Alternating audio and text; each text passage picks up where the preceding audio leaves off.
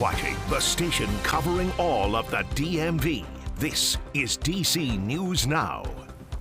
Well, good afternoon, and thank you for joining us for the news at noon. I'm Mark Hall. Meteorologist Damon Matson joined us now with a check on the forecast. Damon, let's first of all just talk about that weekend we just had. Memorable weather conditions, man.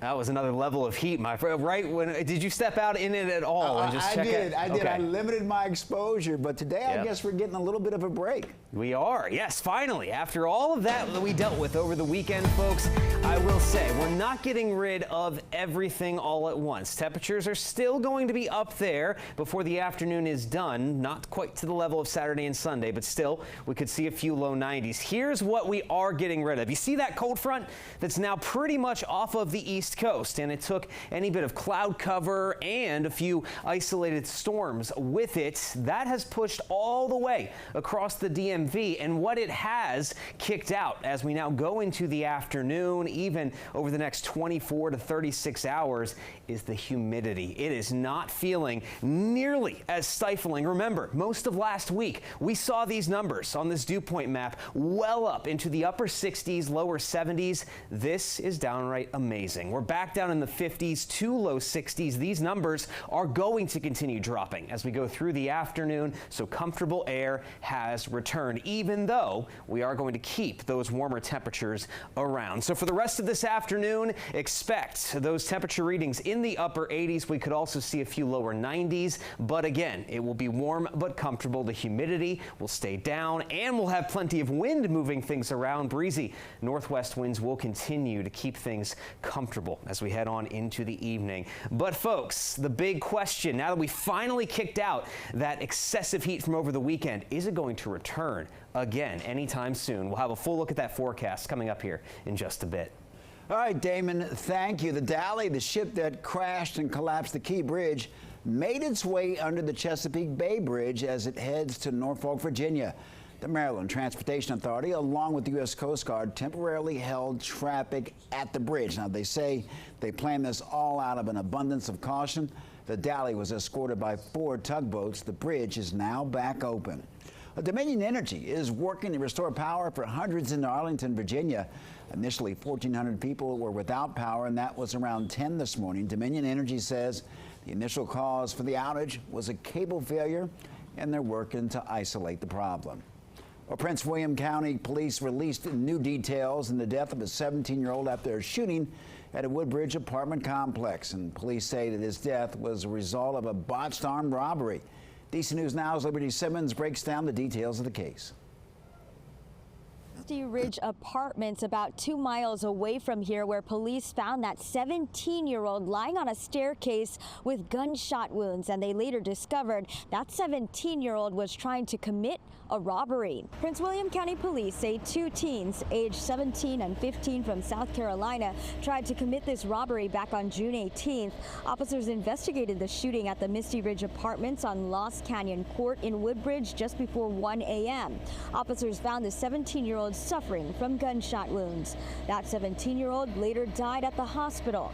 Police identified the shooter as an 18-year-old who lived at the apartment. They say the 17-year-old and 15-year-old conspired to rob the 18-year-old of marijuana and money. They say the two showed up at the 18-year-old's home, and the 17-year-old broke into a bedroom window. That's when they say the 18-year-old fired multiple rounds at the 17-year-old. Police say the 15-year-old then fled the scene and at one point fired back at the apartment. Police arrested the 15-year-old in connection to the death of his associate, the 17-year-old, during the commission of a felony. He was charged with felony murder, burglary with intent to commit a felony, and shooting into an occupied dwelling. It's heartbreaking. It's sad. And it's really, our heart just bleeds for the family, both families involved. Police say that 15-year-old is in custody at the Juvenile Detention Center. They also say the dead 17-year-old was from Spartanburg, South Carolina. For now, in Woodbridge, Liberty Simmons, DC News Now. Liberty, thank you. D.C. police are trying to identify a man found dead at the wharf on Friday. The body was discovered near Wharf Street in Southwest, and police say they received the call around 5 about a body in the water. Now, they're also working to determine how it got in the water, and many people were out and about at that hour and were shocked by the scene. Area, so I was like, okay, a little concerning. Not something I haven't heard or seen of before, but certainly a little, first, again, as you said, an area as nice as this, probably not the best image, probably not the best optic. Police say that an autopsy is now underway to determine the cause of death. Maryland State Police are investigating the death at a prison in Cumberland. Police say 80-year-old Ralph Ruark died Saturday afternoon at the Western Correctional Institution. Police are currently investigating his death as a homicide. A Maryland family is grieving this afternoon after 2 of their loved ones died during last week's extreme temperatures. The couple were among 1,300 people who died during a religious pilgrimage in Saudi Arabia. DC News Now's Jean-Marie Sissay has more on the story. Yeah, the couple were well known in the Sierra Leonean community, and they actually had 3 children and 4 grandkids. Their daughter says this is not easy news to even digest, and officials believe the couple died due to a heat stroke. Their daughter believes poor planning by a touring company may have played a role as well. My parents meant the world to me. Anyone who knows me knows that they were my rock and soul. Saida Wuri didn't expect to get the worst news of her life during her visit home to Maryland. It was just hard to hear. I'm still not able to truly comprehend it. Last week, her parents, 65-year-old Aissatou and 71-year-old Aliyu Wuri, were missing during their pilgrimage to Saudi Arabia. Days later, she learned they passed away. Officials told the family they died of natural causes. They believe it was a heat stroke. I spoke to my mom, literally no exaggeration, 10 times a day. To go from that to knowing that I'll never get that again, I don't think that there are words to describe that feeling. The couple traveled to Mecca, Islam's holiest city, with the touring company with nearly 100 others. But when they arrived, Saida says her parents told her the touring company did not provide the proper credentials needed to participate in the Hajj pilgrimage and also lacked transportation, food, and supplies needed for the week-long journey. They had to fend for themselves. They had to buy a rice cooker to make breakfast, lunch, and dinner just to survive. And it's already 110 degrees and you're not in a decent condition, you know. It's too much. So I just hope that the agency isn't allowed to take anyone there, especially after each person paid $11,500. The return was nothing compared to what they expected. Although the family is disappointed in the touring company, Saida says she's at peace. Her parents died while building their faith. Knowing that this is what they really wanted to do and they died in such a holy place, it gives me a little bit of ease. According to public records, the tourism company at the center of this tragedy was not in good standing with the state at the time of their deaths. For more details, you can find this story on DC News Now. We're now reporting in the studio. I'm Jean-Marie Sissay. Back to you. Jean-Marie, thank you. In Montgomery County, Maryland State Police searching for a hit-and-run driver accused of killing 2 teens on I-270. It happened in Rockville Friday morning. Police say that a BMW crashed into a Toyota, which was then rear-ended by another car. The passengers of the Toyota, 17-year-old Luis Isaac Brand and his cousin, 18-year-old Rebecca Gabriela Vasquez Marino, died at the scene. The driver, Brand's mother, was taken to the hospital with injuries. The BMW was found abandoned near the crash. So far, no arrests have been made.